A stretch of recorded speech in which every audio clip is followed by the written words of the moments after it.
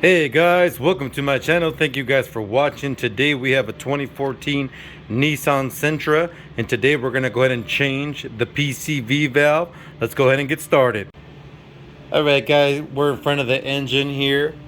We're going to go ahead and go towards the back wall. And then if you look right in back of the top of the engine, right here by the motor mount, you'll see the PCV valve is right there.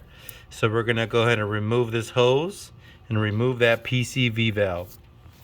Alright guys, so we went ahead and removed the hose. That's just a clamp. You just squeeze it, pull it back. Then you see the PCV valve. We're going to get an adjustable wrench and remove it because it does have a thread. Alright, so we got these adjustable wrench and we loosened it up. Lefty loosey. Then we're able to go ahead and turn it with our hand and remove it because it is threaded. Alright, that's our PCV valve. And then we do have our new PCV valve. Bought it from Amazon. I'll go ahead and put the link on the description below. And we'll go ahead and put this in.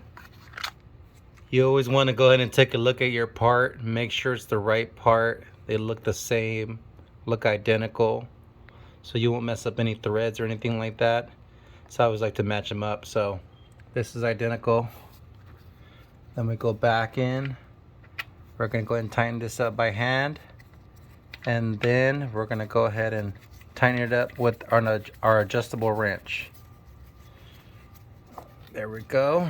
Then we're going to get our wrench and just go ahead and tighten it up. Alright, so we went ahead and tightened up that PCV valve, and that's what it looks like once we tightened it. Now we're just going to go ahead and plug it up.